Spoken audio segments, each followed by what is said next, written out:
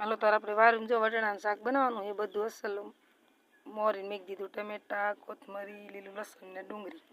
તેલ આપણે ગરમ થઈ ગયું, રહી નાખી તેલ આવી ગયું એટલે લસણ ને ડુંગળી પહેલાં કકડી નાખી,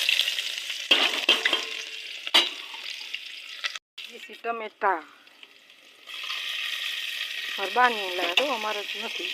હવે હળદર લેવું નાખી દઈએ, મીઠું બધું. તો ટમેટા અસલ કકડી ગયા એટલે વટાણા નાખી દઈએ. વટાણા આપણે ઘરની વાળી, કોથમરી,